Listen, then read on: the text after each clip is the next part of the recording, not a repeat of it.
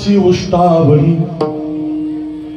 करीती नामाचे चिंतन गडी कान्होबाचे ध्यान आले द्यावे डाई धावे वळत्या मागे गाई करीती नामाचे चिंतन गडी कान्होबाचे ध्यान एके ठाई काला तुका म्हणे भाविकाला करीती नामाचे चिंतन गडी कान्होबाचे ध्यान देवादी देवा जगत्रयाची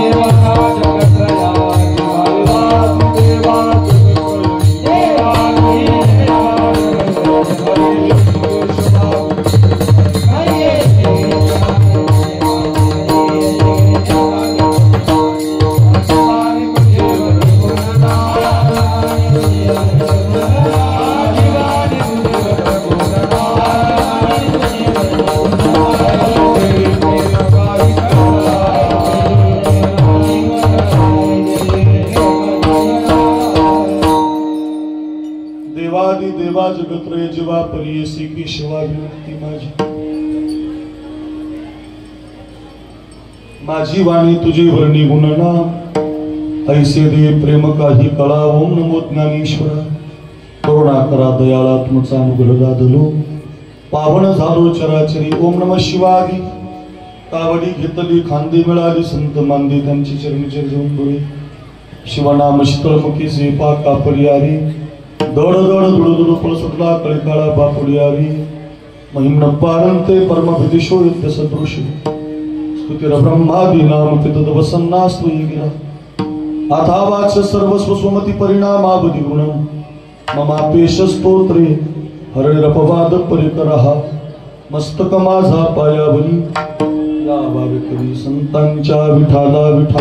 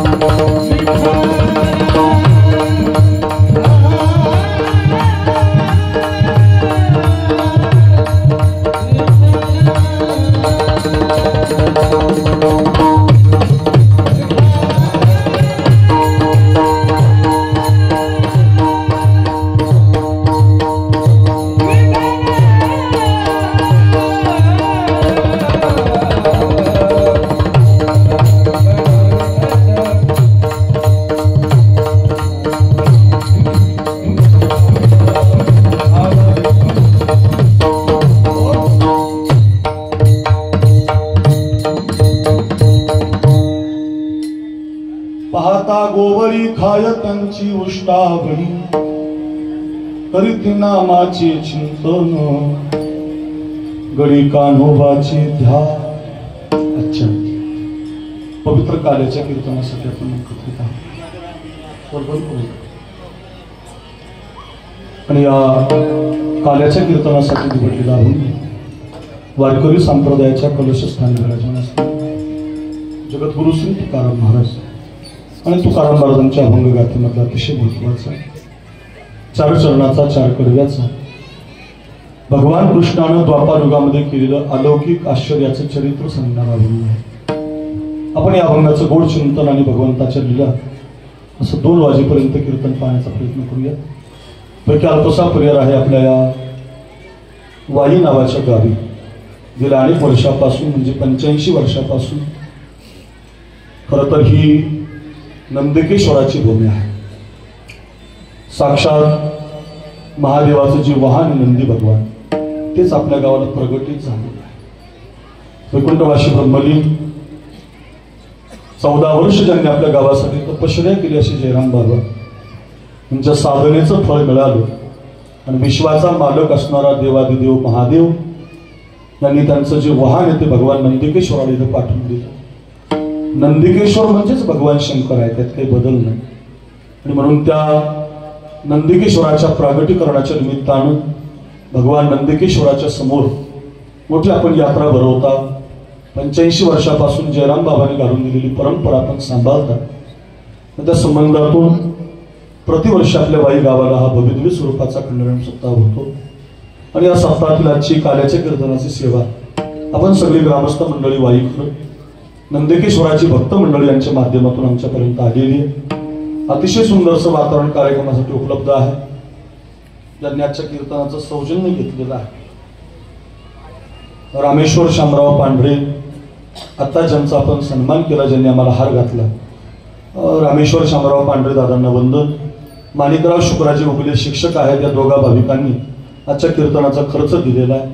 कीर्तनाला गाण्यासाठी गणेश महाराज जटाळे, पवन महाराज चोरमले, विठ्ठल महाराज गंगाळे, महेश महाराज अवचार, मृदंगाचार्य शंकर महाराज कोले आमची जीवलक मित्रमंडळी आहे. गणेश महाराज जटाळे यांचं सौजन्य, अनिल जाधव सहाय्यक महसूल अधिकारी, सचिन मस्के, अशोक मस्के, धोंडवा, खंबाळे, मारुती नप्ते, संदीप नप्ते, महाराष्ट्र पोलीस, गजानन मेंढे महाराष्ट्र पोलीस, अशी सगळी मंडळी या कार्यक्रमाच्या निमित्तानं सौजन्य दाते आहेत. यांच्या संबंधातून खरं तर 1 वर्षापूर्वी ही तारीख आमच्या डायरीमध्ये लिहून देण्यात आली. राहुल दादा गोविंदराव मस्के आणि सदानंद भीमराव खांबाळे आपल्या गावातील या व्यक्तीनं खूप मोठं सहकार्य केलं.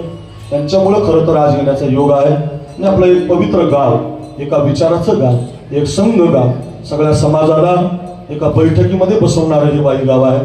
आणि या गावाच्या निमित्तानं भगवान नंदिकेश्वराची मोठी कृपा आहे. मातृवर्ग, पितृवर्ग, जिथं कुठं कोणी नोकरीला असेल, कोणी कुठं व्यवसायाला असेल, पोट भरायला असेल, आजच्या दिवशी नंदिकेश्वराची पूजा करायला आपण गावकरी हजर राहतात. आणि तो नंदिकेश्वर आपल्यावरती कृपा करतो, महादेवाचा आशीर्वाद मिळतो, नंदीबाबाचा आशीर्वाद मिळतो, जयराम बाबांचा आशीर्वाद मिळतो. अशा अट्टहासातून आपण सगळेजण प्रतिवर्षी धावत या कार्यक्रमाला उपस्थित राहतात. आणि या मोठ्या सोहळ्यामध्ये यावर्षी चांगली कीर्तनकार आली पाहिजे, मोठे मोठे विद्वान ज्यांच्या वाणीमध्ये रसज्ञता आहे, समाजाला अध्यात्म देण्याची ताकद आहे, अशी सगळी विद्वान मंडळी आपल्या सप्ताहाच्या पत्रिकेमध्ये आहेत. रात्री कोले महाराजांचा पिंगळा असेल, समाधान महाराज असतील, पंकज महाराज असतील, अशी विद्वान कीर्तनकार येऊन गेली. आणि आज त्या पूर्ण सप्ताहाचा काल्याचा दिवस आमच्या राहुलजी मस्के यांच्या प्रेमपूर्वक संबंधातून आपण गावकरी मंडळीच्या माध्यमातून ही सेवा आमच्यापर्यंत आलेली आहे. खूप प्रयत्न केले, माझी तारीख बसत नव्हती. 1 वर्षापूर्वी आमच्या राहुलनं खूप आग्रह केला, करावंच लागेल महाराज कीर्तन, असा आग्रह करून इथपर्यंत आम्हाला आणलं. आणि त्याद्वारे आज असं पवित्र जागृत देवस्थान, हे बघा आम्ही कुठेही कीर्तन करू पण अशा तीर्थक्षेत्राचं दर्शन यांच्यामुळे आम्हाला घडतं. फार भाग्य. तिथं गेल्यावर आतमध्ये काहीतरी वेगळीच जागृती, वेगळाच संचार होतो इथं आतमध्ये गेल्यावर. अशी ती देवाची जागा, पवित्र जागा, विश्वाच्या मालकाचं वाहन नंदिकेश्वर आपल्या गावाला आहे. भारत देशातलं पहिलं मंदिर आहे महाराज हे नंदिकेश्वराचं. खूप गावाला गेलो, नंदीचं पहिलं मंदिर पाहिलं. अगदी या नंदिकेश्वराची कृपा आपल्या गावावरती राहो. आणि त्या संबंधातून आपण सगळ्यांनी दिलेलं आमंत्रण घेऊन आपण इथपर्यंत आहोत. फार सुंदर कार्यक्रम त्या संबंधाने आपण करणार आहोत. कीर्तन साथीला आमचे शंकर महाराज, अगदी गोड पखावज वादक, महाराष्ट्रातलं एक मोठं नाव. आपल्या भागामध्ये हिंगोली जिल्ह्यामध्ये गायक महाराजांचं गाव आहे, पण फार तयार वाजवतात, गोड हसणं आहे, गोड वाजवणं आहे. शंकर महाराजांना वंदन. आमचे गणेश महाराज जटाळे ज्यांचा आवाज उभ्या महाराष्ट्रामध्ये गाजलेला आहे. आळंदीला लोक वारीला गेला, त्यांच्या गणेश महाराजांच्या चाली ऐकायला, विठ्ठल बाबांच्या धर्मशाळेमध्ये गर्दी करतात असा आवाजाचा बादशाह म्हणजे गणेश महाराज जटाळ. हरिपाठाच्या चाली, प्रमाणाच्या चाली, आवाजाचा बादशाहचे गडी अगदी प्रसिद्ध चाली, डबल चाली म्हणाव्या तर गणेश महाराजांनी म्हणाव्या. मोठी संस्था आहे, आमचे गुरुबंधू आहेत, विद्यार्थी घडवण्याचं काम करतायत तुकोबारांच्या नावानं. आमच्या गणेश महाराजांना त्यांच्या विद्यार्थ्यांना वंदन. दुसरे आमचे सगळे आपण अवचार महाराजांची नावं मगाशी घेतली. विठ्ठल महाराज ज्यांनी चाल गायली, पवन महाराज आहेत त्यांना वंदन. आपण सगळी गुणीजन टाळकरी मंडळी सगळ्यांना वंदन. गावातील भजनी मंडळी असतील त्यांना वंदन. बहुसंख्य पुरुष वर्ग आहे, बहुसंख्य मातृवर्ग आहे, बसलेली सगळी परिसरातून आलेली व अगदी वाशिम तालुका, वाशिम जिल्हा, खाली पुसद तालुका, हिंगोली जिल्हा या 2-4 जिल्ह्यातून आलेली आपण सगळी भाविक मंडळी. माझ्या संगतीमध्ये आमचे गणेश महाराज आणि आमचे गजू, माझा जिवलग मित्र आहे गजानन इंगोले. आपल्या जवळच इथं कलंबा महादी नावाचं गाव, तिथून तो आलेला आहे. त्याचा व्यवसाय सोडून माझ्या कीर्तनासाठी उपलब्ध झालाय, त्यालाही वंदन. आपण सगळी परिचित, सुपरिचित, नसलेली परिचित सगळी मान्यवर या कार्यक्रमाला योगदान देणारी, सौजन्य देणारी, चटई उचलणारी, भगवान नंदिकेश्वराची पूजा करणारी सगळी आपण मातृवर्ग, सगळ्यांची नावं घेतली अशी समजतो व सगळ्यांना नमस्कार करतो. इतकं सुंदर काल्याचं कीर्तन आहे, 1 वर्षभर तुम्ही विसरणार नाही. आणि आपल्या सगळ्यांच्या कानापर्यंत इतका गोड आवाज म्हणजे भोजनरावची ही साऊंड सिस्टीम आहे. सिस्टीम असावी तर अशी असावी. माझ्या घरच्या कार्यक्रमाचं त्याला आमंत्रणच दिलं मी पुढच्या वर्षी. फार सुंदर लावतो, ट्रबल बाज घेऊन विको छान बटणं फिरवतो. विदर्भातला प्रसिद्ध माणूस म्हणजे आमचा भोजनराव, छान लावलंय. भोजनरावांनाही धन्यवाद. आधी करून विनेकरी, बहालदार, चोपदार आल्यापासून स्वागत करणारी आमच्या राहुलच्या घरातली सगळी मंडळी, आमच्या बहिणी असतील, मातोश्री असेल, सगळ्यांना साष्टांग प्रणिपात करतो. आपण सगळ्या मातृवर्गाला वंदन करतो. एकच विनंती आहे, 1 वर्षभर तुम्ही काल्याचं कीर्तन विसरणार नाही. फक्त एक काम करा, हाताने टाळी वाजू नका, मुखाने विठ्ठल विठ्ठल म्हणू नका, असं करू नका. हाताने टाळी वाजवा, मुखाने विठ्ठल विठ्ठल म्हणा. आणि हे जे जत्रा यात्रा आहे त्यामुळे थोडा विक्षेप होणारच, कोणी कोणतरी बोलणार आहे. तुम्ही जे बसलेले आहेत त्यांनी सर्वांगाचे कान करून ऐका.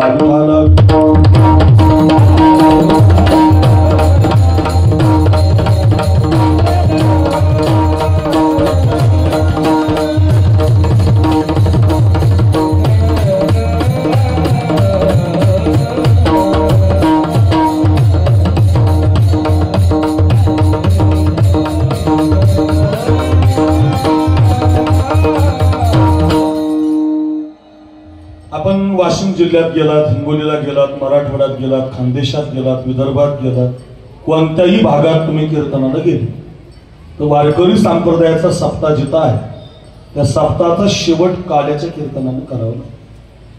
प्रश्न असा आहे की काल्याचं कीर्तन शंकर महाराज शेवटी का केलं जातं? 85 वर्ष झाली आमच्या नंदिकेश्वराच्या सप्ताहाला काल्याचं कीर्तन झाल्याशिवाय सप्ताह संपला नाही. प्रश्न असा आहे की काल्याचं कीर्तन का करावं लागतं, ते पण शेवटी का करावं लागतं? दुसऱ्या दिवशी का नाही, चौथ्या दिवशी का नाही, 6व्या दिवशी का नाही? काल्याचं कीर्तन शेवटी का करावं असा पहिला प्रश्न आहे. दुसरा एक प्रश्न आहे, काल्याचं कीर्तन दुपारी 10 ते 12, 11 ते 1, 12 ते 2 याच वेळेत का करायचं? दुपारी का करावं? रोज तर रात्री कीर्तन झाली 9 ते 11, म्हणजे दुपारी का करायचं? दुसरा प्रश्न. अतिशय महत्वाचा प्रश्न, काल्याच्या कीर्तनात आज भगवान महादेव नाही, नंदी नाही, शंकर नाही, विष्णू नाही. आजच्या दिवशी चरित्र ते उच्चार केले देवे गोकुळी, गायीन ते लीळा चरित्र पवाडी, राखिल्या समंगळ्या सहित गाई. आजच्या दिवशी कृष्णाचं चरित्र का सांगावं? 3 प्रश्न कधी न पडलेले तुम्हाला माझ्याकडे बघा. काल्याचं कीर्तन शेवटी का करावं? पहिला प्रश्न. काल्याचं कीर्तन दुपारी का करावं? दुसरा प्रश्न. आणि काल्याच्या कीर्तनात कृष्ण परमात्मा सोडून दुसरं चरित्र का सांगू नये? तिसरा प्रश्न. 3ही प्रश्नाचे उत्तर देतो म्हणजे अभंग कळेल तुम्हाला.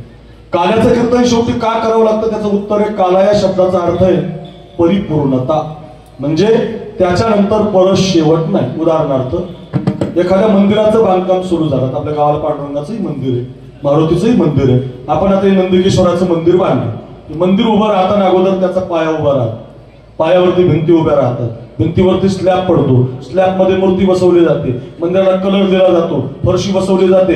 किती सुंदर मूर्ती आहे, किती क्वालिटीचं बांधकाम आहे, किती ताकदीची फरशी आहे, याच्यावरून मंदिर पूर्ण होत नाही. मग मंदिरावरती ज्या दिवशी कलश धारण होईल त्या दिवशी मंदिराचं बांधकाम पूर्ण झालं. तसं कितीही रात्रीची कीर्तन केली तरी जोपर्यंत काल्याचं कीर्तन होत नाही तोपर्यंत सप्ताहरूपी बांधकाम पूर्ण होत नाही. म्हणजे काल्याचं कीर्तन हे कळसाचं कीर्तन आहे. एकदा कळस चढला रे चढला की मंदिराचं बांधकाम पूर्ण झालं. तसं काल्याचं कीर्तन झालं की नंदकेश्वराचा सप्ताह पूर्ण झाला. म्हणजे काल्याचं कीर्तन शेवटी त्याच्यामुळे करायचं ते परिपूर्णतेचं. नाही कळालं अर्ध्याच लोकांनी टाळी वाजवली, अर्ध्याला काही कळालं नाही. दुसरं उदाहरण सांगतो. ज्याची बुद्धी चांगली त्याला पहिलं कळालं, ज्याची पहिली नाही कळालं त्याला दुसरं लगेच कळेल. बरं का, दोन उदाहरणं देतो, काळजीच करू नका. पहिलं ज्याला कळालं नाही त्याला दुसरं कळलं. आता काय झालं, पूर्वीच्या काळामध्ये जिल्हा परिषदेच्या शाळा असायच्या. तुमच्या गावाला आहे जिल्हा परिषदेची शाळा आहे? कितवीपर्यंत आहे? पूर्ण शाळेत जातात. कितवीला आहे शाळा? 10वी पर्यंत आहे का 7वी? हा, 4थी पर्यंत. 4 वर्गाची शाळा तुमच्या गावाला आहे. तिथून पुढे मग तुम्ही अनसिंगला जात असाल, खाली वाशिमला जात असाल, कॉलेजला जात असाल, जिथं शाळा आहे तिथं तुम्ही जात असाल. शाळा तुमच्या लक्षात आणा. शाळा काही मुली जातात, काही गेलेल्या आहेत, काही जाऊन आलेल्या आहेत. शाळा डोळ्यासमोर आणा. शाळेचा वर्ग भरलेला आहे. गुरुजी वर्गामध्ये आले, पांढरा खडू हातामध्ये घेतलाय. 25 मुली या बाजूने, 25 मुलं या बाजूने. गुरुजी वर्गामध्ये आले, वर्ग भरलेला ध्यानात आणा. गुरुजीने पांढऱ्या खडून काळ्या बोर्डावरती वाक्य लिहिलं गोदावरी. काय वाक्य लिहिलं? गोदावरी. आणि वर्गातल्या 50 पोरांना प्रश्न विचारला, पोरांनो गोदावरी गंगेचा उगम कुठून झाला? शंकर महाराज, गणेश बाबा. 50 पोरापैकी एकालाही त्याचं उत्तर देता येईल. एक पोरगा आपल्या गावातला बाळू नावाचा, गणितात नापास, इंग्लिशमध्ये नापास, त्याला शुद्ध लेखन येत नव्हतं, वेलांटी लावता येत नव्हती, उकार येत नव्हता. शाळेत ते ढ होतं, सगळ्या विषयात ढक्कल पास होतं. गावात सप्ताह सुरू झाला की शंकर महाराजाच्या पाखोजाला कणिक आणून द्यायचं. गावात सप्ताह सुरू झाला की आमचे गणेश महाराजांच्या विद्यार्थ्यात पावल्या खेळायचं, संस्थेत त्या पोरामध्ये येऊन बसायचं, गणेश महाराजांच्या चाली ऐकायचं, कीर्तनकाराची कीर्तन ऐकायचं, पिंगळ्यामध्ये नाचायचं, काल्यामध्ये ऐकायचं. त्यामुळे त्याला आजचं उत्तर माहिती होतं. त्याला हात वर केला, गुरुजी मी सांगू? गुरुजीला आनंद झाला. भाऊ कधीच उत्तर न देणारा बाळ्या आज कसं काय उत्तर द्यायला लागला? सांग म्हटले बाळ्या. बाळ्याला पहिल्यांदा चान्स आल्यामुळे बाळ्या बँचवर. गुरुजीने थाटात विचारलं, बाळू गोदावरी गंगेचा उगम कुठून झाला? बाळू म्हटला, गुरुजी नाशिक नावाचा जिल्हा आहे. नाशिक जिल्ह्यामध्ये त्र्यंबकेश्वर नावाचा तालुका आहे. त्र्यंबकेश्वर तालुक्याला ब्रह्मगिरी नावाचा पर्वत आहे आणि ब्रह्मगिरी पर्वतावरून गोदावरी गंगेचा उगम झाला. शाबास बाळू, क्या बात आहे बाळू, वा रे वा बाळू, शाबास.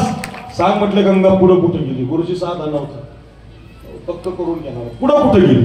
बाळ्या कमी नव्हता, आपल्या वाईचा होता. बाळ्या म्हटला, गुरुजी जशी गंगा ब्रह्मगिरी पर्वतावर निघाली तशी ती गंगा कुशावर्त नावाच्या कुंडात आली. शाबास बाळू. पुढं गंगापूरच्या धरणात, पुढं नाशिकच्या रामकुंडात, पुढं नांदूर मधमेश्वर, पुढं कोपरगाव, पुढं वैजापूर, पुढं पैठणचा नाथसागर, पुढं बीड जिल्हा, पुढं परभणी जिल्हा, पुढं नांदेड जिल्हा. बाळूच्या लक्षात आलं गंगा काही थांबत नाही, गुरुजी काही अटकायच्या तयारीत नाही. बाळ्यानं आता शेवटचं उत्तर दिलं, पुढं कुठं गेली, पुढं कुठं गेली, पुढं कुठं गेली असं म्हटल्यावर बाळ्या म्हटला, गुरुजी या गावाहून त्या गावाला गेली राहू द्या, या कुंडातून त्या कुंडात गेली राहू द्या, या धरणातून त्या धरणापर्यंत गेली राहू द्या. जशी गंगा निघाली तशी एकदाची समुद्राला जाऊन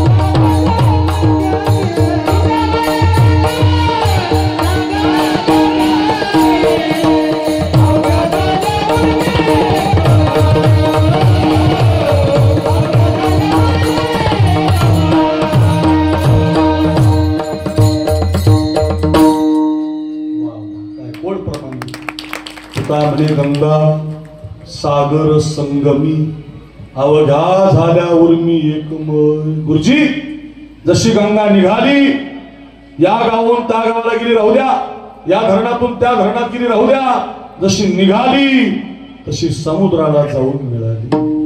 उत्तरच ठेवलं नाही बाळ्यानं. पण गुरुजी जरा पुढच्याच घरातला होता.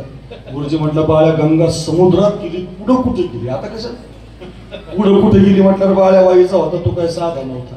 बाळ्या म्हटलं, गुरुजी आता तुमच्या डोंबल्यात गेली. काय बोलता म्हणे, गंगा एकदा सागराला मिळाली, तिचा प्रवाह जसा पूर्ण होतो तसं काल्याचं कीर्तन झालं की सप्ताह पूर्ण होतो. बरं का, पहिल्या प्रश्नाचं उत्तर आहे बरं काय, काल्याचं कीर्तन परिपूर्णतेच आहे, पूर्णतेच आहे, म्हणून ते शेवटी करावं लागतं. चला, दुसरा प्रश्न आहे, काल्याचं कीर्तन दुपारी का, 12 ते 2 या वेळेत का? भगवान कृष्णानं यमुनेच्या काठावर जो काला केला तो दुपारी केला, दुपारी, म्हणून त्याची प्रतिकात्मक बुद्धी आपण तो काला दुपारी करतो. चला, अतिशय महत्वाचा प्रश्न आहे. आता काल्याचं कीर्तन करत असताना शूर नाही, वीर नाही, आजच्या दिवशी कृष्णाचं चरित्र सांगावं लागतं, दयांनी बांधावी लागते. मग कृष्णाचं चरित्र का सांगायचं, तर त्याचं कारण आहे परिपूर्णतेचं कीर्तन काला आणि परिपूर्णतम देव भगवान कृष्ण. परिपूर्ण साक्षात श्रीकृष्ण नान्ये वै एक कार्यार्थागत्यम कोटी कार्यम चकारहा बाई तुझा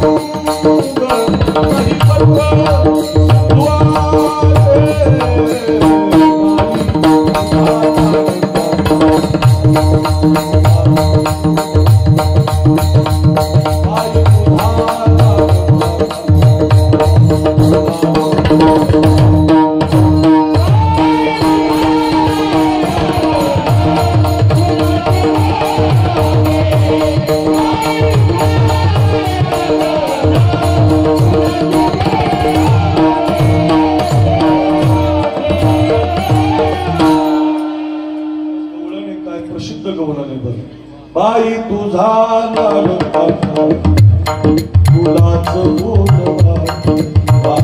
बाई तुझा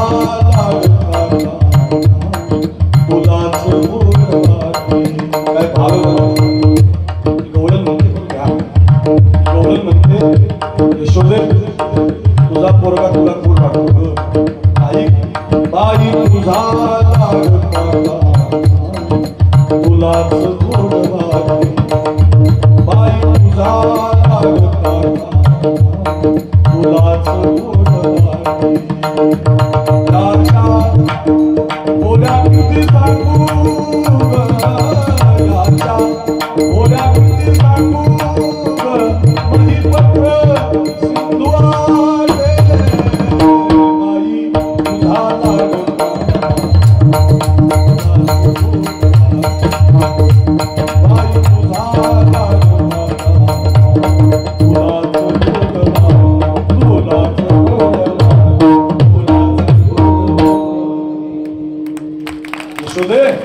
अगं यशोदे तुझा पोरगा सामान्य नाही, समुद्राची शाही केली, मेरू पर्वताची लेखणी केली, पृथ्वीचा कागद केला, तरी सुद्धा असं गिरी समस्या कंचरम सिंधू पात्रे सुरतोरवरु शाखा लेखनी पत्र मुर्वी लिखित यदि गृहीत्वा शारदा सार्वकालम तदतवती गुणाना ईश पारम न जाती. सरस्वती मातेला सुद्धा कृष्णाचं वर्णन होत नाही, एवढा परिपूर्णतम देव आहे. महाराज कळला मला, सवा एक टाका चालला, काल्याचं कीर्तन परिपूर्णतेचं आहे, म्हणून त्या परिपूर्णतम देवाचं चरित्र गावं. तुम्हीच आता सांगितलं, समुद्राची शाही केली, माझ्याकडे बघा, मेरुपर्वताची लेखणी केली, पृथ्वीचा कागद केला, तरी त्याचं चरित्र सांगता येत नाही. नेमकं त्याचं चरित्र तरी काय आहे सांगतात महाराज अभंगाच्या पहिल्या चरणात.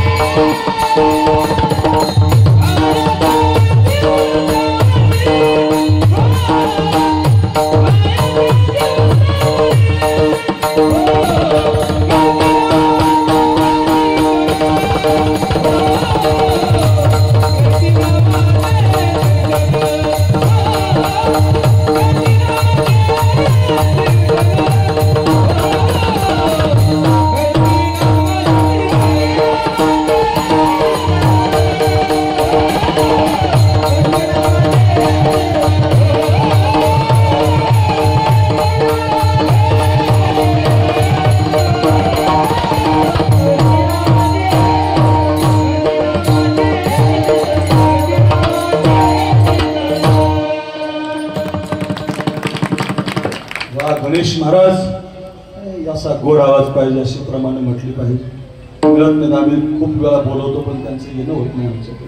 प्रसिद्ध आहेत महाराज म्हणून तर तुम्ही त्यांना बोलवले. बघा भामचंद्र त्या भीमाशंकरच्या पाय त्याला परवा कीर्तन होतं आमचं तिकडे खाली राजगुरुनगर तालुका पुणे जिल्ह्यात खेळ आणि त्या वांद्रा गावाला महाराजांची प्रमाण कमीत कमी 40,000 30,000 लोक होती कीर्तनाला. मंडप भव्य दिव्य मंडप, त्याच्यात एकटे महाराज गायले होते.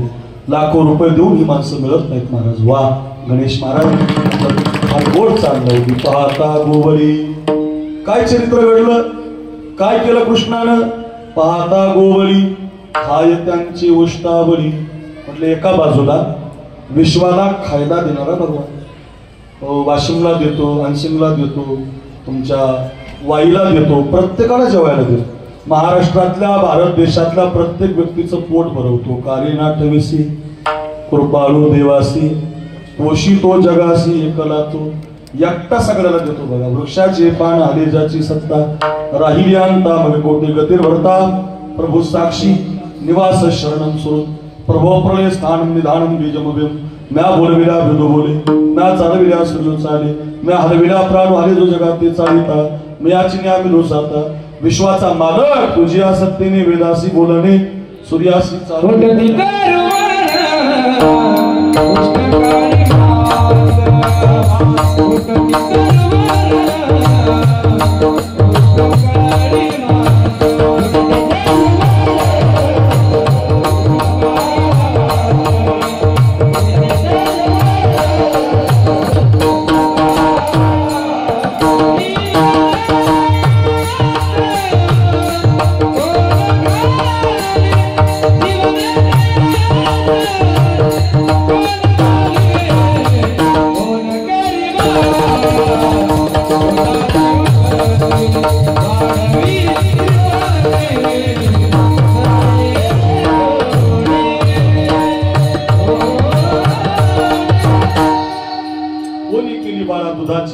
उत्पत्ती वाढवी श्रीपती सवेत होली. बाळही वाढतंय, दूधही वाढतंय.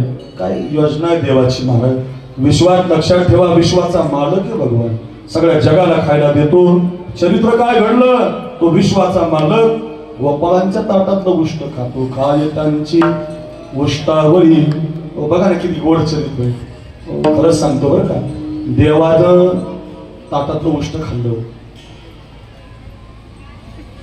ते तुम्ही सगळ्या आता माता इथं बसलेले आपल्या महाराष्ट्रामध्ये विदर्भ असू द्या, खानदेश असू द्या, कढी करतात. कढी आजी तुमच्याकडे करतात ना, कढीच म्हणतात ना, कढी करतात आपल्याकडे. पूर्वी आहे ना सप्त्याच्या काल्यालाच असायची शिरा भात कढी. लोक गरीब होते, आताही गरीब असेल, पण त्या काळात खूपच नाजूक परिस्थिती असायची. त्यावेळेला काल्याच्या कीर्तनाला करावं लागायची शिरा भात कढी. ती कढी लई टेस्टेड असते. मला थोडीशी आंबट, थोडीशी तिखट, फक्त ऐकायची, तोंडाला पाणी नाही माझ्या तोंडाला पाणी यायला लागलं. कढी असं वाटतं मी तो ऐकला आणि वाचला तरी तोंडाला पाणी. ती कढी थोडीशी आंबट असते, थोडीशी तिखट असते, थोडीशी अशी पातळ असते. वाट्याची वाट्या माणसं फुरक्या ओढून आणतात. अशी ती कढी पेंद्याच्या घरी केली होती. माझ्याकडे बघायला सगळ्या मातांनी बघा पेंद्याच्या घरी केली होती. जिरे मोहरी चटणीची फोडणी टाकली होती. वरून थोडं ताक ओतलं होतं. चटका असा बाहेर आला होता आणि त्याचा वास दारामध्ये घुमला. पूर्वीच्या काळात भाज्याचे वासही यायचे.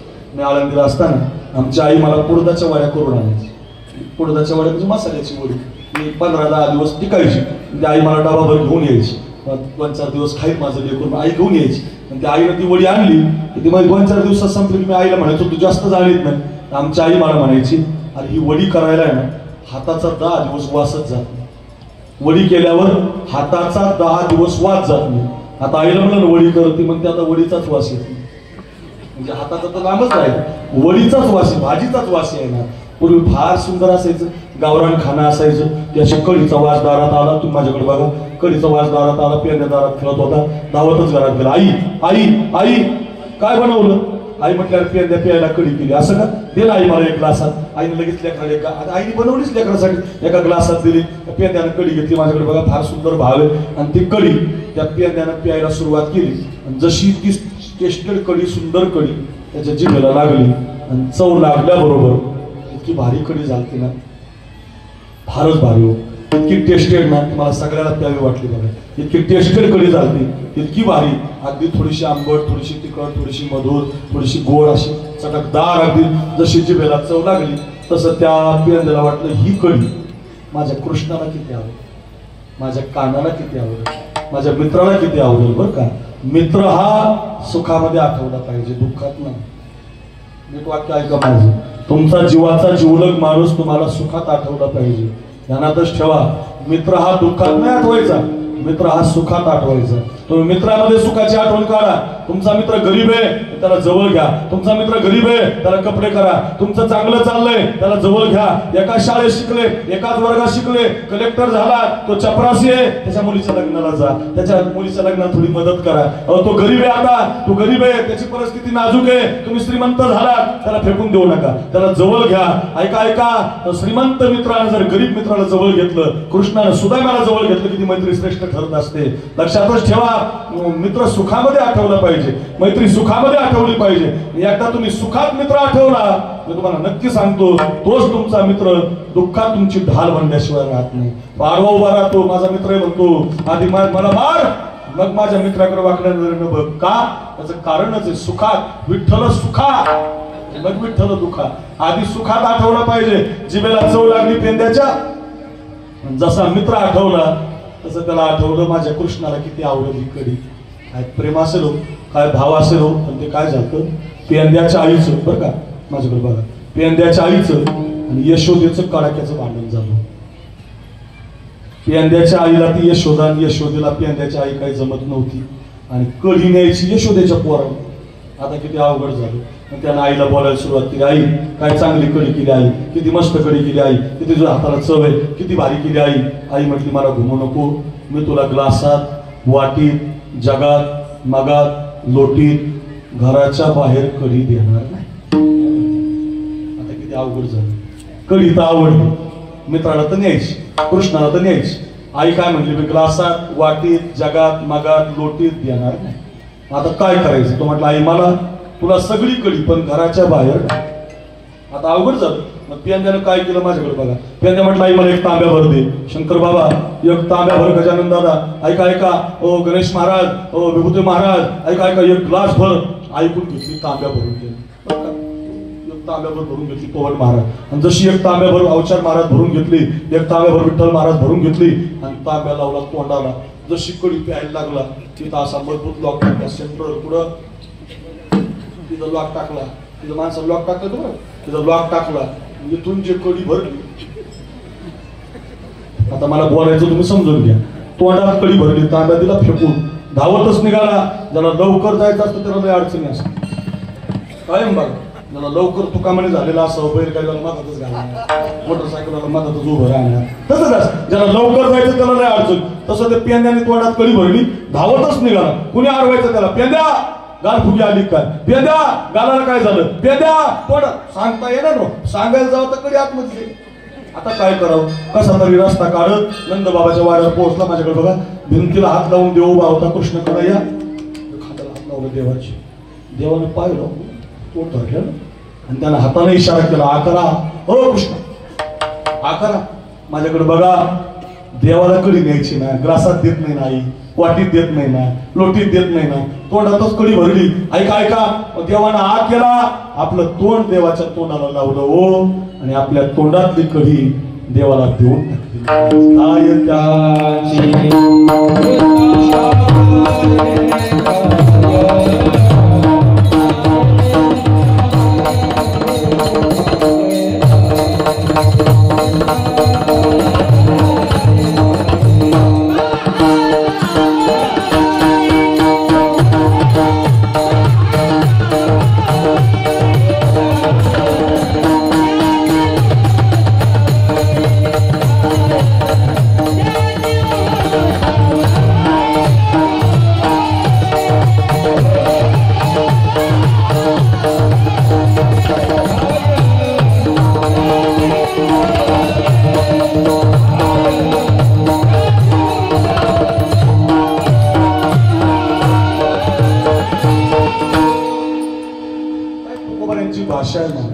आपल्या तोंडातली कढी देवाला देऊन टाकली. पाहता गोवळी खाय त्यांची उष्टावळी.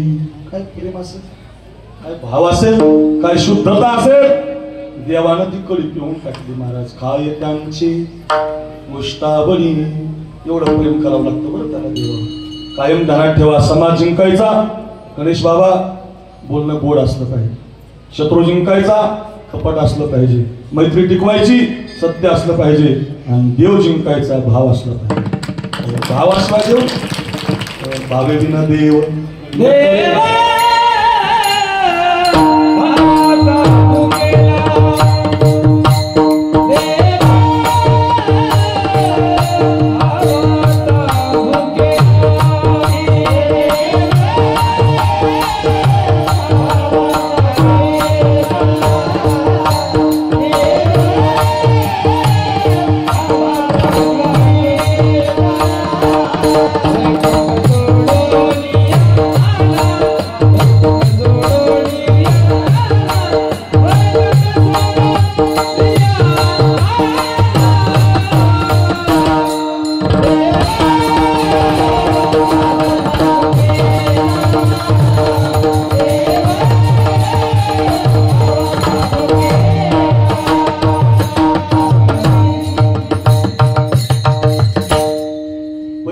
सोडून या आला तसा कैलास सोडून या नंदिकेश्वर आला.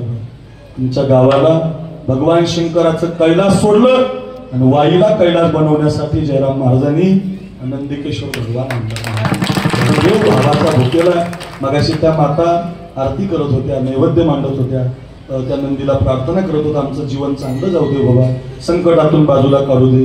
ही जी माता आहे ना, माता शेवड्या माता इथं आहे बरं का. या सगळ्या माता या नंदीला दुसरं काही मागत नाही. मी खरं सांगतो तुम्हाला, या देशातली कपाळाला कुंकू लावणारी माझी बहीण देवाला, नंदीला, महादेवाला जिथं दर्शन घेईल, जिथं आरती करल, तिथे एकच मागणं मागते. काय मागते ऐका. कपाळाचं कुंकू माझ्या जन्माला जाऊ दे. जी माय नंदीला एवढंच मागते बरं. कपाळाचं कुंकू माझ्या जन्माला जाऊ दे, आयुष्याचा जोडीदार व्यसनमुक्त होऊ दे, व्यसनमुक्त होऊ दे. आयुष्याचा जोडीदार व्यसनमुक्त होऊ दे, आयुष्याचा जोडीदार. माझ्या नवऱ्याने दारू पिऊ नये, माझ्या पोराने कोणती पुडी खाऊ नये, माझा पोरगा निर्व्यसनी असावा, माझा पोरगा चांगलं जीवन जगावा, माझा पोरगा कीर्तनात बसावा, माझ्या पोराने पकवाज वाजवावा, माझ्या पोराला चांगली नोकरी लागेल. याच्या पलीकडे मायबापाचं काही मागणं नाही. नंदिकेश्वराला ती नैवेद्य वाहताना, आरती करताना, हात जोडताना एकच मागत असते. लक्षात ठेवा, एवढ्या गोड माझ्या माता इथं बसल्यात, इतकं प्रेम करत केलं पाहिजे देव. तुम्ही भाव असला मग देव तुमच्या घरी येतो महाराज. शुद्ध ज्याचा भाव झाला दुरी नाही देव त्याला, अंतरीची घेतो गोडी, अंतरीची घेतो गोडी, आहे गोडी भावाची देव सोयरा,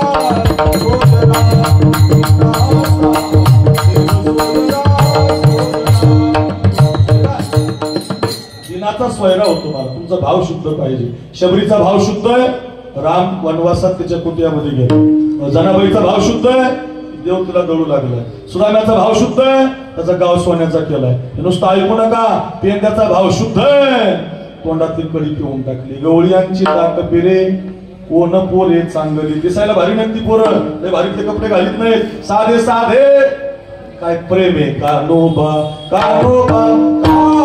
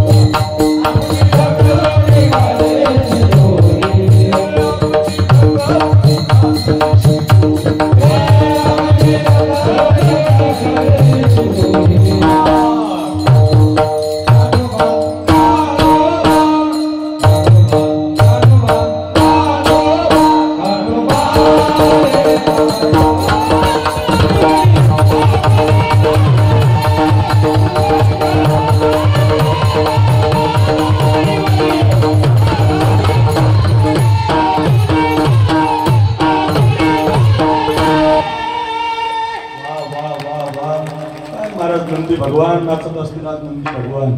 काय गोड काला चाललाय. कान्होबा कान्होबा कान्होबा कान्होबा रे कान्होबा निवडी आपुली गोधने.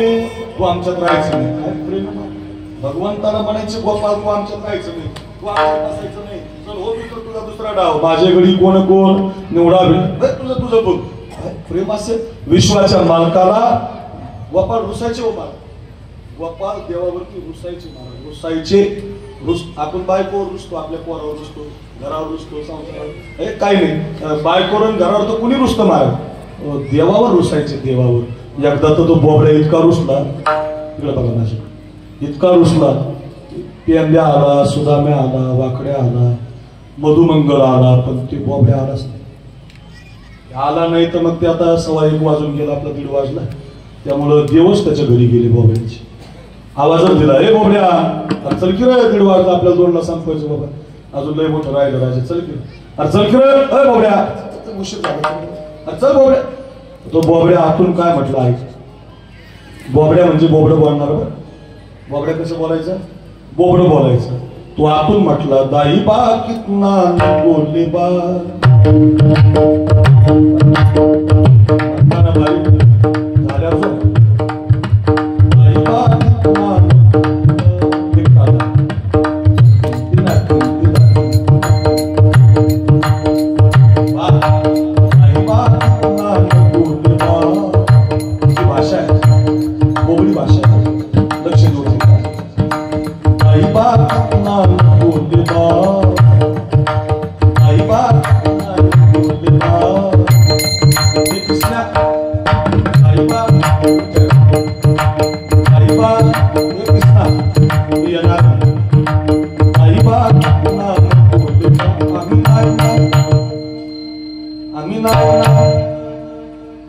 आम्ही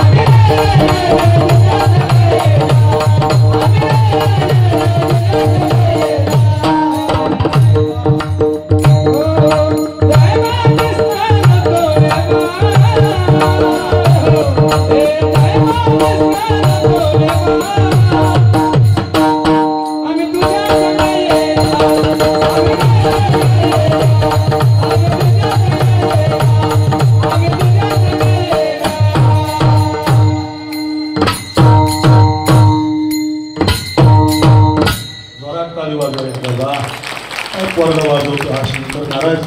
एवढी गोड गवळण पहिल्यांदा कोणीतरी वाजवली बरं का. वा वा शंकर महाराज तुम्ही वाजवायला असल्यावर मी 5 वर्ष काला करून. वा वा काय सुंदर अगदी वाजवा टाळी वाजवा. शंकर म्हणजे नंदीच घेऊन आलाय शंकर. वा वा नंदिकेश्वरासाठी आलाय आमचा शंकर. गोड काय छान. गणेश महाराज, शंकर महाराज, अवचार महाराज, पवन महाराज असं बरोबर. छान छान अगदी गोड. काय काय काय आम्ही तुझ्या संग येणार, आम्ही जाणार पुढे बाबा, आम्ही तुझ्या संग येणार असा रुसवायचे गोपाळ बरं का. एक असं भांडण झाल्यामुळे काय झालं, गोपाळाचं देवाचं भांडण झालं आणि गोपाळ म्हटले मग बोबड्या वाकड्या हे सुद्धा आम्ही उद्या आपापल्या घरची शिजवूया. आपापल्या घरची आणायची म्हणजे अवघड झालं. ज्याने त्याने आपापल्या घरची आणायची सुरुवात केली. पण देवाचा एक मित्र होता मधुमंगल नावाचा, फार गरीब होता. आज जर त्याने भाकरी खाल्ली, आज जर त्याच्या घरी भाकरी झाली तर पुन्हा 4 दिवसांच होईल. आणि त्याला भाकरी कोण आणायचं. कृष्ण परमात्मा यशोदा मैयाला म्हणायची मा मला 4 भाकरी दे. यशोदा म्हणायची कृष्णा तुला 2च लागतात, 4 कशाला रे. कृष्ण म्हणायचे आई माझा तो मित्र आहे ना मधुमंगल, लई गरीब आहे, त्याला 2 भाकरी घेऊन जा. आपण जर श्रीमंत असाल तर 2 भाकरी गरीबाला नेत चला. आपल्याकडे जर पैसे असतील तर आपण एखाद्या गरीब मुलीचं लग्न लावत चला. आमच्या गावात एक माणूस आहे, आता वारला महाराज. ज्यावेळेला त्याच्या मातीला मी गेलो ना, एक मुलगी फार रडत होती महाराज, फार रडत होती. ती रडत होती म्हणून मी ती माती झाल्यावर विचारलं एक जणाला ही मुलगी पाटलाची मुलगी आहे का. नाही म्हटले महाराज. कुणाची मुलगी आहे म्हटले गावातल्या एका नावी समाजाच्या माणसाची मुलगी आहे. म्हटलं अरे मग ही या माणसासाठी का रडते. म्हटले महाराज या पाटलानं या पोरीचं खूप कल्याण केलं. या मुलीला स्थळ आलं होतं म्हणे पुण्याचं आणि पोरगा IAS अधिकारी होता, दिसायला सुंदर होती मुलगी.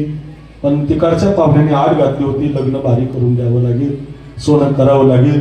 बाप पाटलाकडे आला, हात जोडले, पाटील तुम्ही जर माझ्या मुलीच्या लग्नाला पैसे दिले ना पाटील मी व्याजासहित तुमचे परत करेल पाटील कष्ट करून. त्या पाटलाने लग्नासाठी 10 लाख रुपये दिले होते महाराज.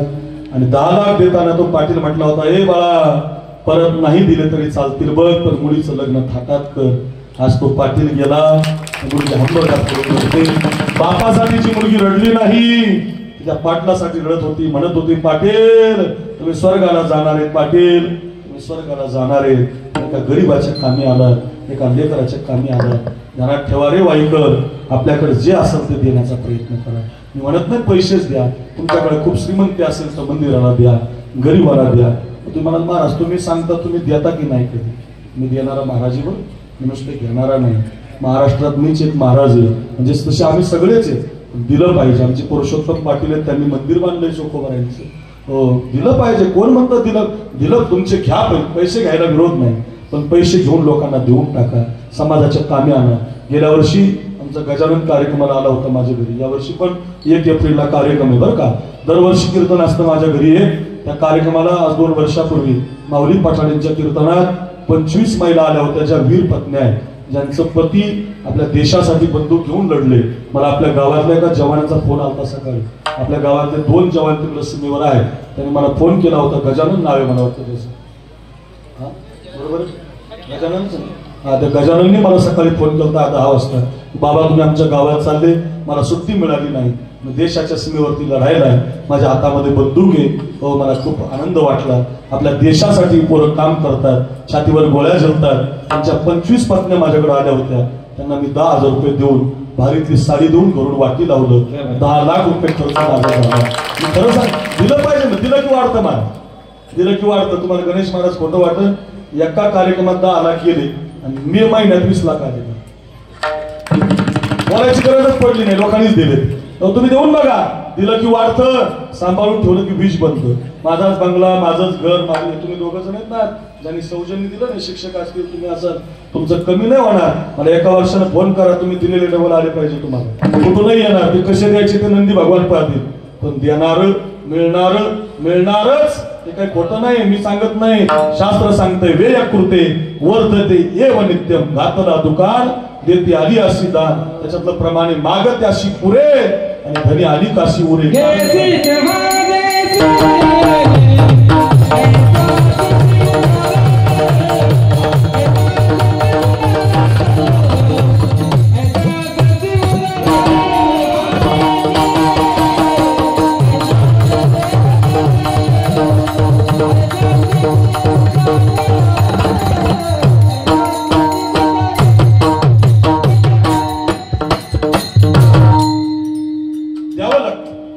मधुमंगलनी प्रेम केलं तर भगवान त्याला 2 भाकरी घेऊन जायचे रोज देत चला. मग एक दिवस भांडण झालं, देव म्हटलं आपापल्या घरचा आणा. आता मधुमंगलला कोणी न्यायचं, तो घरी गेला. आई हे आई, हे आई आपल्या घरात काय आहे? आई म्हटली बघ भाकरी नाही, भात नाही, वरण नाही, डाळ नाही, शिरा नाही, काय आहे? एक लोटीभर ताक आहे. ताक ते पण खराब झालेलं आहे, आंबट झालेलं आहे, वास येतोय, 4 दिवसाचं शिळ आहे. देऊ का? दे म्हटलं आई दे. माझ्याकडे बघा, पहिलं चरण कळल. 1 वर्षभर काल्याचं कीर्तन ध्यानात राहील. मला पुढे जायचं आहे का? अजून कृष्णाच्या लीला सांगायच्यात मला तुम्हाला. ती लोटीभर ताक घेतलं, रस्त्याला लागला. अंगामध्ये सदरा नाही, एकच धोतर घातलेलं, अंगामध्ये जानवं, आणि असा गरीब मधुमंगल रस्त्याला लागला. अर्ध्या रस्त्यात आला, वाऱ्याच्या झुळकीनं त्या ताकाचा वास आला. लक्षात आलं त्याच्या की हे ताक खरंच आंबट आहे, 4 दिवसाचं शिळ आहे, कसं न्यावं देवाला. म्हणून तो त्या झाडाखाली बसला, ताकाची लोटी समोर धरली, अश्रूच्या धारा डोळ्यामध्ये लागल्या आणि प्रारब्धाला म्हणायला लागला, का रे देवा मला असं गरीब का बनवलं रे? मला तुझ्याकडे आणायला काही नाही रे, मी तुला काही देऊ शकत नाही. हंबरडा फोडून रडायला लागला. नाव त्याचं मधुमंगल. इकडं मात्र पेंद्या, वाकड्या, बोबड्या, सुनाम्या सगळ्यांच्या शिदोरी भगवंतानं पाहिली. भगवान म्हटले, हे मधुमंगल, हे पेंद्या, तू मधुमंगल नाही आला. म्हटलं देवा तुम्हाला उगीच पाठवलं, त्याच्या घरी काही नाही म्हणूनच आला नाही. देवाला दया आली. देव त्याच्या घराकडे धावले. अर्ध्या रस्त्यामध्ये झाडाखाली बसलेला मधुमंगल दिसला. भगवंताने त्याला पाहिलं आणि भगवंताने त्याला पाहिल्याबरोबर त्यांनी ती ताकाची रोटी अशी पाठीमागे धरली. पुढे धरलीच नाही, मागे धरली. नको दाखवायला, आंबट आहे, चिंबट आहे, कशी न्यावी देवाला? 4 दिवसाचं ताक पाठीमागे धरलं. वाईकर ऐका, माझ्या बहिणींनो ऐका, दादांनो ऐका. विश्वाच्या मालकाने विचारलं, का रे मधुमंगल? पेंड्या आला, वाकड्या आला, बोबड्या आला, सुदाम्या आला, तू का नाही आला? म्हटलं देवा कानोबा तुझी घोंगडी चांगली, आम्हाशी का दिली वांगुली रे? आम्हाला अशी खराब दिली, आम्हाला गरीब दिली, आणि आता म्हणतो का नाही आला? आमची परिस्थिती नाही रे देवा तुला काही आणण्याची. असं म्हणल्याबरोबर भगवंताला त्याची दया आली. माझ्या वाईच्या भक्तांनी ऐका, भगवंताने त्याला प्रेमाची मिठी मारली. जशी मिठी मारली ना, तसं पाठीमागं जे ताक धरलं होतं ते सगळं ताक त्या मधुमंगलच्या अंगा खांद्यावर सांडलं. पाठीवर, पोटावर, हातावर सगळीकडे ताकच झालं. भगवान म्हटलं, अरे ताक तर आणलं होतं ना, मग का आला नाही? मधुमंगल म्हटला, देवा हे ताक 4 दिवसाचं आहे, शिळा आहे, आंबट आहे, वास येतोय, तर मी खातार की न खातार म्हणून आणलं नाही. असं म्हटल्याबरोबर विश्वाच्या मालकानं त्या मधुमंगलचा हात समोर घेतला आणि आपल्या जिभेनं त्याच्या हातावरलं ताक चाटून पुसून खाऊन टाकलं. तुकाराम महाराजांना म्हणावं लागलं, काय त्या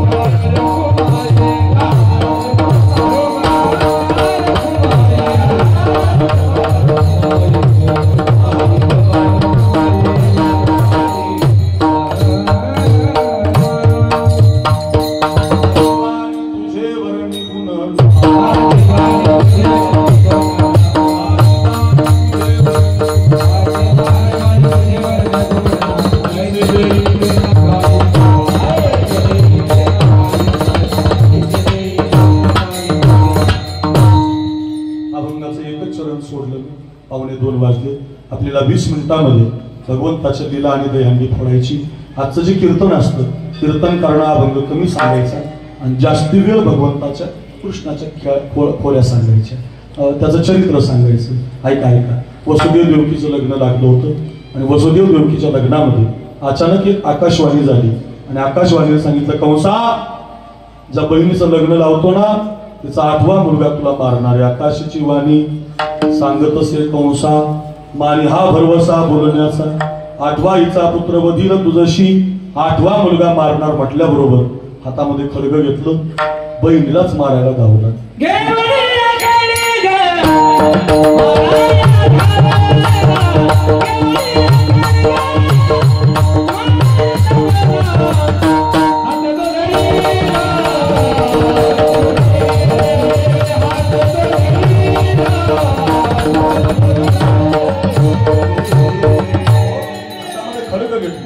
बहिणीलाच मारायला धावला. आता तो धरला, वसुदेवी, आजपर्यंत तुझी बहीण होती, आता माझी पत्नी आहे, तिचं रक्षण करणं माझं काम आहे.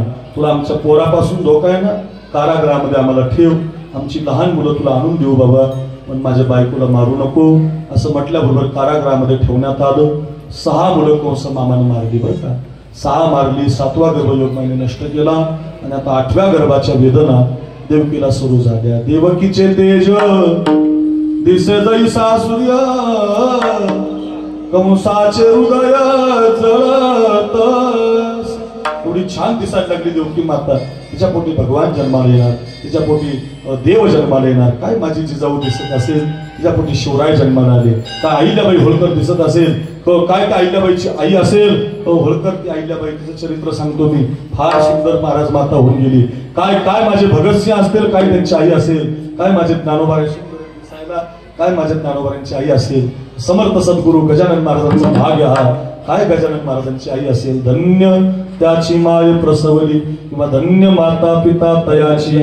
अशी भगवान जन्माला घालणारी माता, भाग्यवान माता. 9 महिने 9 दिवस गेले आणि कारागृहामध्ये अयोनी संभव नो एकाही श्रमी नामयाचा स्वामी प्रगटला. 8 वर्षाचा लहान, हो बाबा 2 वर्षाचा, आणखी लहान 1 वर्षाचा, आणखी लहान 1 मिनिटाचा, आणखी लहान 1 क्षणाचा. नंदाच्या घराला मजनी गोकुळाला, मला गोकुळाला नेऊन गेला असा संदेश दिला. भगवान लहान झाले, टोपलीमध्ये उचललेला कमलापती, पायाची बंधने गळती. यमुना मैयाने थोडासा त्रास दिला. यमुनेला पहिलं दर्शन दिलं करंगळीचं.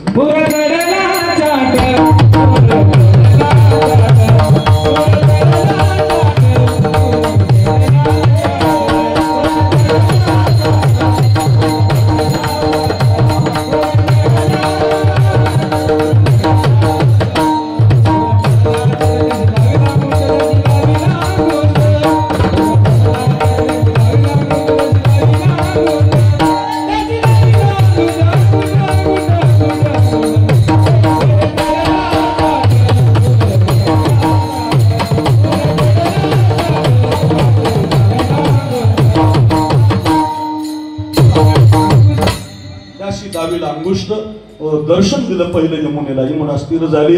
आपला झालेला पोरगा यशोदेच्या शेजारी मांडला. माझ्याकडे बघा, यशोदेची मुलगी आपल्या टोपलीमध्ये घेतली. रडे माया क्रिया कान नामा म्हणे उठते दूध. कंसाला कळालं.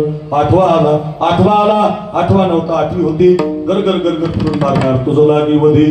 उपजला मजा दे कृष्ण गोकुळी जन्मला.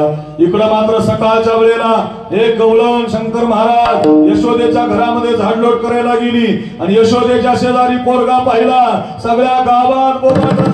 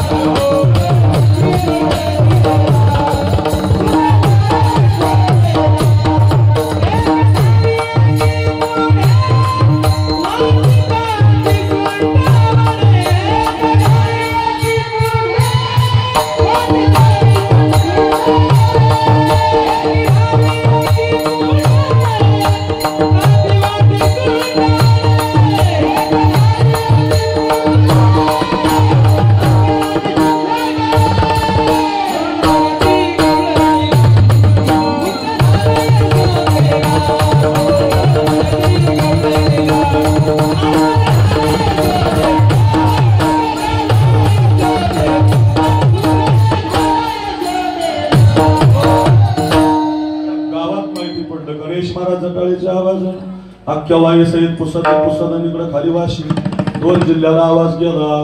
सगळ्या गावाला यशोदेला मुलगा झाला, गावच्या राजाला मुलगा झाला, गावच्या पाटलाला मुलगा झाला. नंद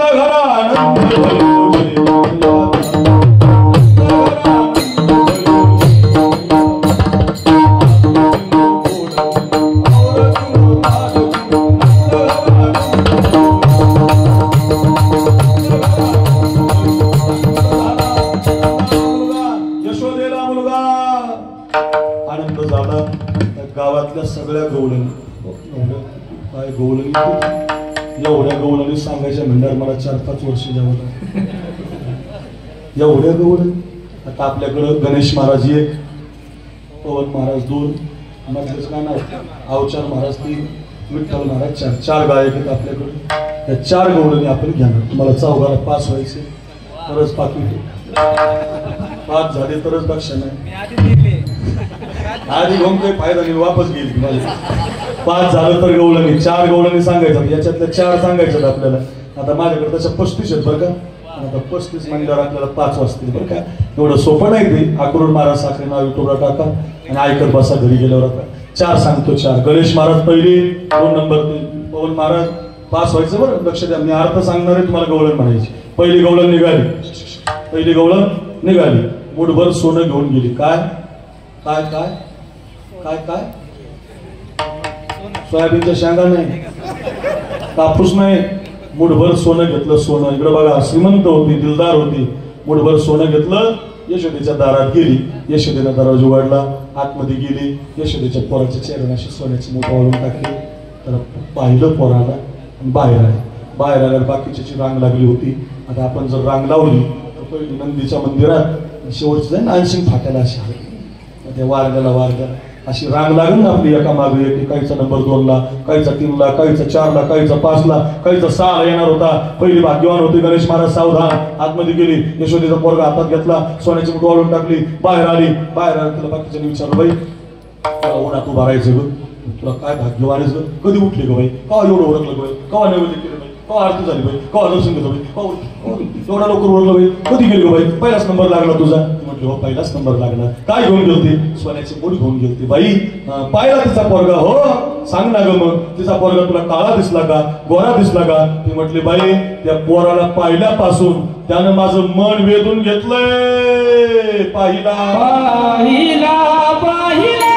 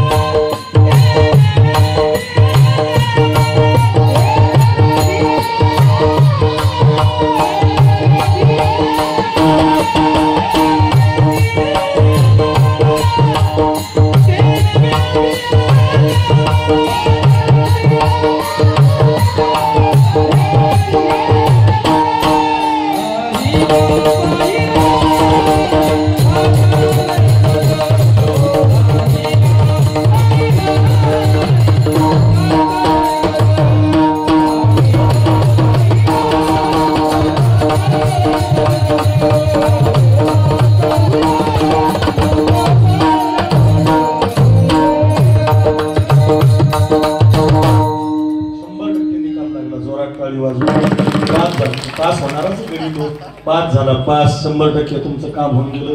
नाही दिलं नसतं तर मी देईल, काय काळजी करू नका. पण तुम्ही पास झाले. वा गणेश महाराज की जय हो. तेने वे दिले, तेने वे दिले, तेने वे दिले मन. हे यशोदेचा पोरगा पाहिला बघ. तेने वे दिले, तेने वे दिले, तेने वे दिले मन.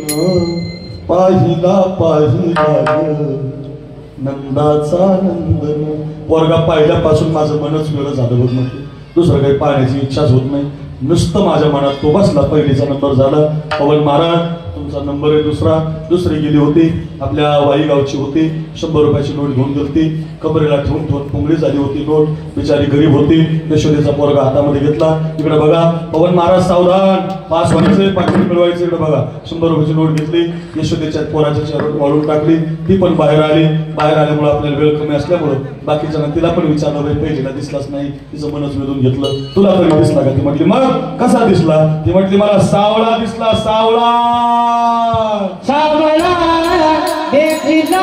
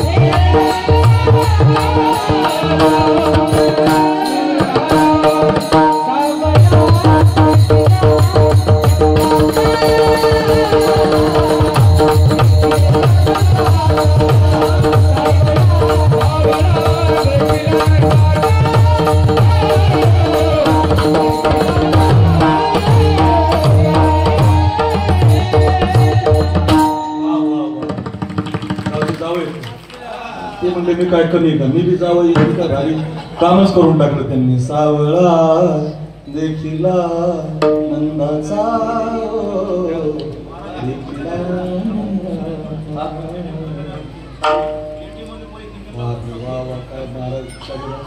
वा वा. ते म्हणले अजून एटीएम मधून पैसे आले नाही, हो दोन-चार गवळणी एटीएम मधून जास्त आणायचे अजून 2-4 तास काय. वा वा. काय दुसरे काय म्हटले? जावई सावळा देखील आनंदाचा. विनोदाचा भाग सोडा. विनोद बघा दुसरे काय म्हटले? मला सावळा दिसला भाई. अवचार महाराज सावधान, दोघांचं झालंय, तुम्ही राहिले दोघा का, तुम्हाला दोघाला कमी पडून जमणार नाही आता. मग माझ्या घरात बरं. तिसरा नंबर, तिसरी गेली. तिसरी चांदीची बोट घेऊन गेली होती. तिनं सुद्धा यशोदेचा पोरगा हातामध्ये घेतला. इकडे बघा पहिले काय म्हटले? माझं मन वेधून घेतलं. तेने वेधियले, तेने वेधियले, तेने वेधियले मन पाहिला पाहिला ग. गणेश महाराज होऊन गेले.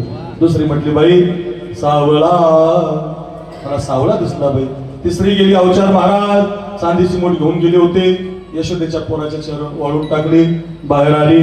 बाहेर बाकीच्यांनी विचारलं, बाई पहिलीला दिसला नाही, दुसरीला सावळा दिसला, तुझं कसं काय झालं? ती म्हटली बाई त्या यशोदेचं पोरग पाहिल्यापासून माझी जात, माझं कुळ सगळं हरपून गेले.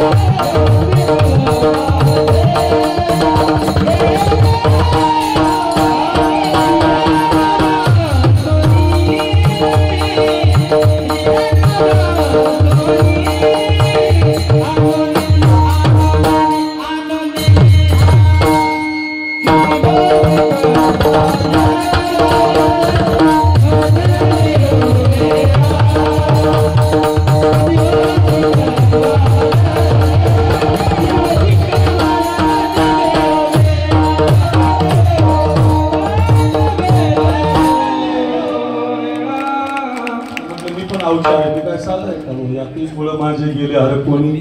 चौथा विठ्ठलाचा नंबर राहिला. एवढी एक विठ्ठल सांगतो मग झालं माझं काम. 4 सांगायचं आपल्याला. आता 3 पहिली म्हटली माझं मन भेदून घेतलं. दुसरी म्हटली सावळा दिसला. तिसरी म्हटली बाई जात तनकुळ हरपून गेली. चौथी म्हटली बाई तुमचं सगळ्याचं वेगळंच झालं. मी त्या पोराला पाहून आले. सकाळी डोक्यावरती माठ घेतला, दही दूध विकायला गेले. आणि जशी मी मथुरेला दही दूध विकायला गेले आणि त्या कृष्णाला पाहून आले होते, तही घ्या म्हणा दूध घ्या असं म्हणीनाच मग काय म्हणायला लागली गोविंद घ्या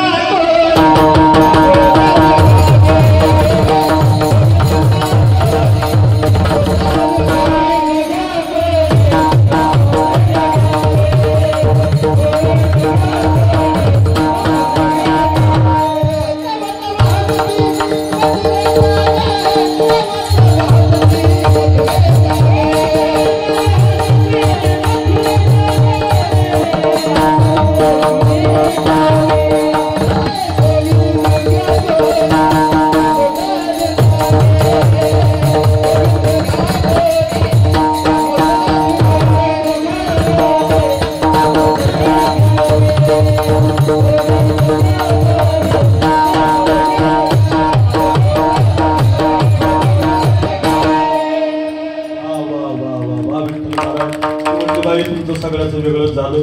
मी डोक्यावर माठ घेतलाय दही त्याच्यामध्ये पण मी म्हणे ना दही घ्या दूध घ्या गोविंद घ्या दामोदर घ्या असं माझं झालं बघ त्याला पाहिल्यापासून. पाचवी म्हटली बाई तुमचं वेगळंच झालं.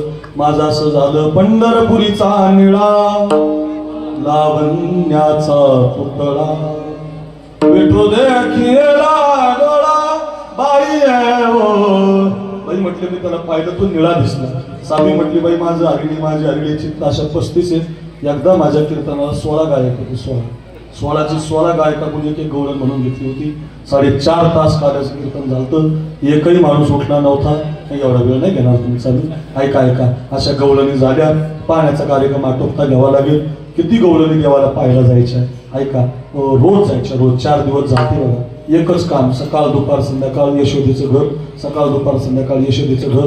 जसं 8 दिवस वाई गावानं फक्त नंदिकेश्वर भगवान शिवपुराण कथा कीर्तन पंगत हरिपाठ पारायण एवढंच काम केलं की नाही तुम्ही 8 दिवस. तसं यशोदेच्या घराकडे तेवढंच काम सकाळी दुपारी संध्याकाळी. फक्त एक गंमत आहे देवाला ज्या गवळणी पाहायला जायचे इकडं बघा MH 15 MH 16 MH 17 18 19 20 21 22 23 24 25 26 27 28 29 30 कुठली पाशिंग नाही.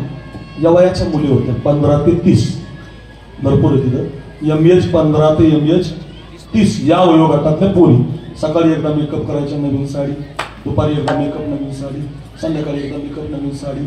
रोज यशोदेच्या घरी यशोदेच्या पोराला पाहायला जायचे. एक वाक्य माझं ऐका देवाकडे जाताना नटूनच गेलं पाहिजे. देवाकडे जाताना नटूनच जायचं. भारीतली साडी घालायची भारीतला मेकअप करायचा फेअर अँड लवली लावायची काय अडचण नाही बरं का. लावताय फेअर अँड लवली लावत जाऊ नका. फेअर अँड लवली म्हणजे अमेरिकन बाईचा शिंबूड. माझीच बायको लावते तुमचं काय तुला लय बाऱ्या सांगितलं मी लावू नको. किती लावते तरी अजून गोरी नाही झाली होणार म्हणजे एवढी काळी नाही. अर्थ असा फेअर अँड लवली लावून गोरं होत नाही. गोरं व्हायचं असेल तर 2 किलो काजून 2 किलो बदाम वाशिमला गेल्या राहणार रात्री भिजू घाला. आमुष्या पोटी छटाक बदाम छटाक काजू खा तुमचा चेहरा गोरा झाल्याशिवाय होणार नाही. म्हणते महाराज काजू लय महागे बदाम लय महागे. काजू बदाम स्वस्त आहे फेअर अँड लवली महाग आहे. 130 रुपयाला 30 ग्राम आहे. तुम्ही कधी हिशोब करत नाही. एवढी ट्यूब आहे कधी संपून जाते मेळ लागत नाही. लई लावू नका पण जा मेकअप चांगला करा स्वच्छ जरा मस्त कपडे घाला. कपड्याला डाग नाही पडला पाहिजे महाराज मस्त राहिलं पाहिजे असं फ्रेश राहिलं पाहिजे. त्या कोकणामध्ये आम्ही जातो गणेश महाराज आम्ही तुला कीर्तनाला त्या कोकणातल्या सगळ्या महिला कीर्तनाला येताना नक्की घालून येणार. डोक्यावर पदर कपाळभर कुंकू सगळे वस्त्र अलंकार घालणार. जेवढं नवऱ्यासाठी तेवढं देवासाठी नटलं पाहिजे. त्याचं कारण आपण जर एवढे सुंदर आहे आपल्याला बनवणारा भगवान किती सुंदर आहे. नाम तुम्हारा तारणहारा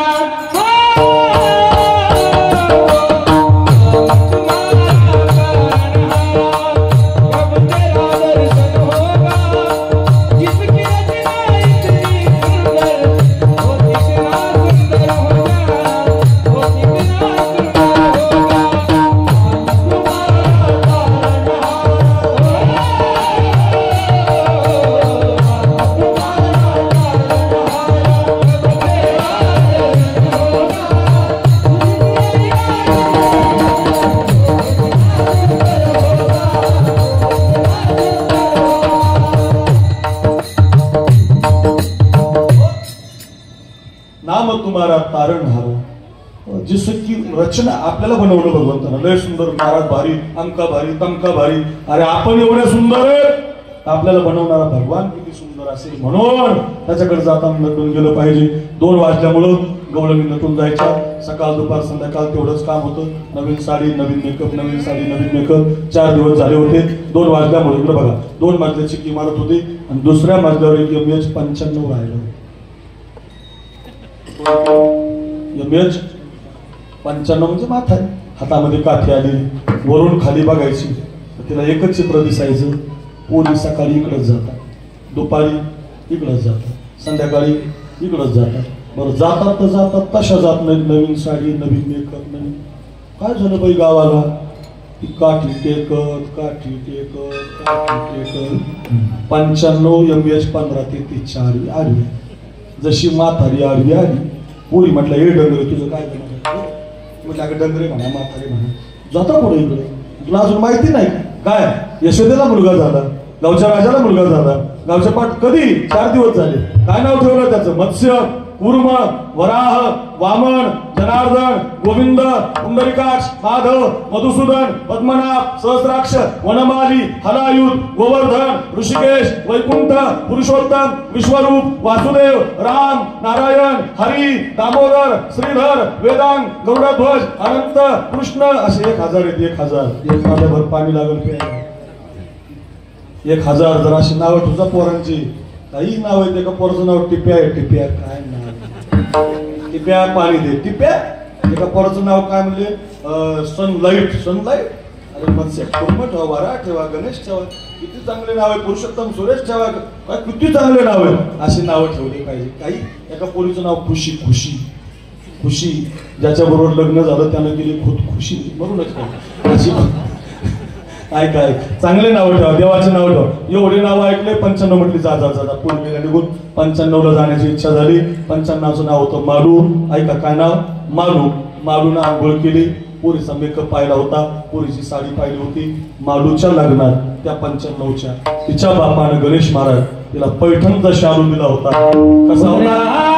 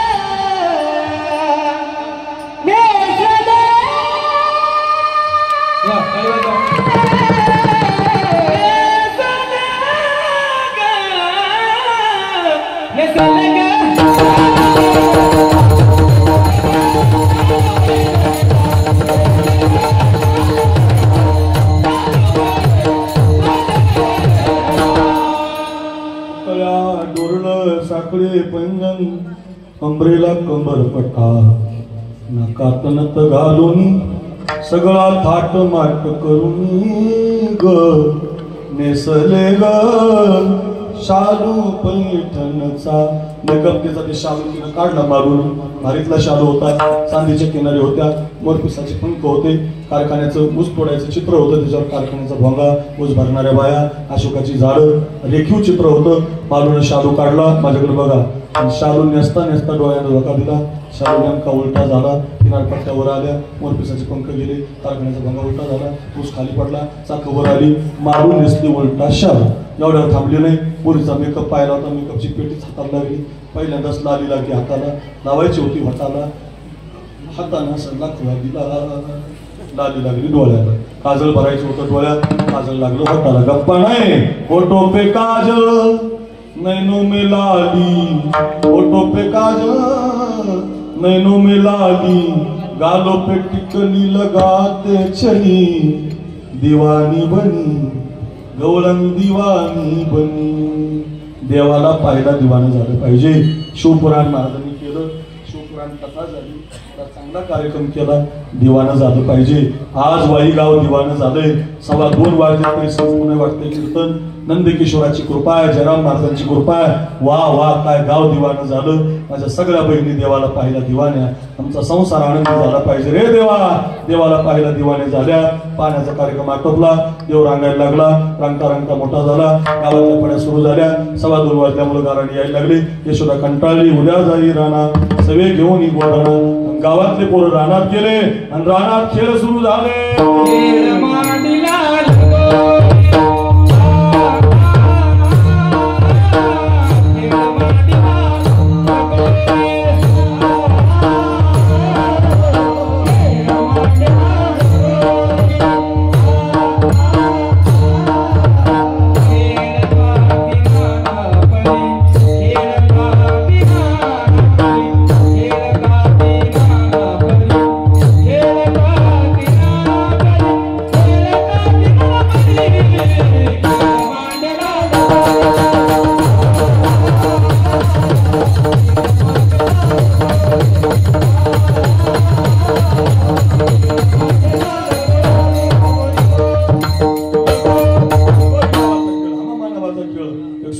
नावाचा खेळ होता. असा पायावर करावं लागायचं, पायाच्या खालून सूर फेकायचं, झाडावर चढायचं, तोपर्यंत सूर रिंगणामध्ये आणून ठेवायचं.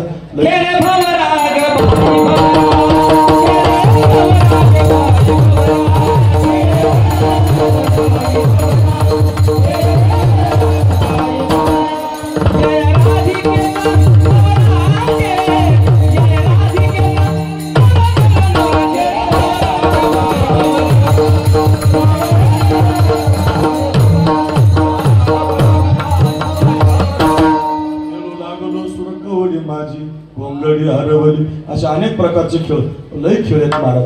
सगळ्यात प्रसिद्ध तो सूर पायावर करायचं, सूर फेकायचं, झाडावर चढायचं, लय आनंदी लगे खेळायचे महाराज.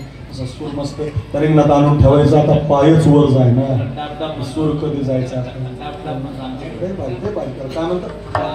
डाब डाब म्हणतात. लय खेळ. मुरमा नावाचा खेळ होता, लय भारी महाराज. रिंगणातले गडी वाढायचे. आता सध्या एकच प्रसिद्ध खेळ आहे क्रिकेट. क्रिकेट क्रिकेट भारताची मॅच आहे उद्या बघा. उद्या मॅच भारत न्यूझीलंड. फार सध्या भारी गाजला. सूर्यकुमार, तो नवीन आलेला अभिषेक शर्मा, जुना रोहित शर्मा, आता त्या विराट कोहलीने शतक केलं त्या दिवशी. IT बाबाला काय सुचलं काम आहे, IT बाबा बांधून आणला पाहिजे. असं बाबा असतो ना पुढे, आता बाबा म्हणतात काय, असं कोणतं भविष्य कसं सांगतो रे, अशा बाबामुळे आमचा विश्वासघात होईल ना राजे. असं काही पण कशाला करतो रे, काय काय का बाबा लोकांनी आपलं कीर्तन करायचं, भविष्य कशाला सांगे. ऐका ऐका. मग विराट कोहली ते खेळ, त्याला क्रिकेट, त्याला पूर्वी चेंडू फळी म्हणायची. देवाने सुद्धा हा खेळ खेळला. आपला खेळ तो क्रिकेट खेळ भारताचा, इंग्रजाचा नाही. असा खेळ खेळला. अजून गांगुली नाही, रिषभ पंत नाही, धोनी नाही, आता आलेला अभिषेक नाही, सूर्यकुमार अजून तसा सिक्स मारू शकत नाही. असा सिक्स मारला, कालियाच्या डोहात चेंडू जाऊन पडला. कृष्ण बुडाला ना, कालियाच्या डोहात उडी मारली भगवंतानं. त्या कालियाच्या बायकानं देव पाहिलं महाराज. काय आमचा देव सुंदर हो. विश्वाच्या देवाला पाहिलं आणि त्या वैऱ्याच्या बायका म्हणायच्या, हे बाळा तो उठल्यावर तुला चावेल. काळजीच करू नका म्हटलं, त्याचाच दम जिरवायला आलो. देवानं त्याच्या डोक्यावर डान्स केला. डान्स लुंगी डान्स नाही, कथक डान्स केला. कालिया महासर्फाला दुनिया निला, नाचून त्याला बाहेर काढलं. खेळता खेळता काग वगैरे ठा मारले बाळपणी, अवघी दैत्य खाने बुडविले. सगळे दैत्य मारले. यदा यदाई धर्मस्य ग्लानिर् भवति भारत. सगळी कामं झाली. भक्तालाही आनंद दिला, गोपिकांनाही आनंद दिला. गोपाळांच्या बरोबर रास खेळला. सगळ्या लीला झाल्या. भगवान म्हटले, महाराज 2:15 वाजले, 15 मिनिटं जास्त झाले. आम्ही 7 दिवस झाले. शिवपुराण 8 दिवस झाले. हरिपाठ 8 दिवस झाले. कथा कीर्तन, शंकर महाराजांचा पखावज, गणेश महाराजांच्या चाली, अक्रूर महाराजांचा काला, विशाल महाराजांचा पिंगळा, लबडे महाराजांचं फार गोड कीर्तन आम्ही ऐकलं. असं 8 दिवस आम्ही सोहळा केला महाराज. आता तेवढा प्रसाद आम्हाला पाहिजे. भगवान खुश झाला. नंदिकेश्वर भगवान प्रगट झाले. जसे जयराम बाबांच्या समोर आले, काय भाग्यवान गाव आहे असा नंदी परमात्मा नाचायला लागला. कृष्ण डमरू घेऊन आला गिरिजेचा कांत. जसा भगवंताला पाहिलं भगवान शंकर आले, तसं आपल्या वाई गावाला नंदिकेश्वर भगवान आले. आणि तो काला भगवंतानं सगळ्यांना दिला. तो या हंडीमध्ये आहे. भानुदास किती गात प्रसाद देतो, पण खडकी सोडलेल्या मोठा आजीचा दे काला गोमटा. मग सगळ्यांच्या शिदर एकत्रित केल्या बरं का. आणि त्यालाच म्हणतात हा प्रसाद. प्रसाद हे सर्व दुःखाना आणि रशोपजायते. एकदा सगळ्यांनी दोन हात वर करा करा सगळे जरा हात आहे त्यांनी सगळ्यांनी करा. हात खाली करू नका. ओरिजिनल करा ओरिजिनल. जरा नंदिकेश्वराची कृपा पाहिजे, त्याला भगवान शंकराची कृपा पाहिजे. काय गोड कार्यक्रम आहे इकडची मंडळी, सगळ्यांनी करा. कार्यक्रमाने टाळ वाजा, बाकीचे सगळे माग म्हणा आणि भजन करा. साम नम शिवाय हो नम शिवाय.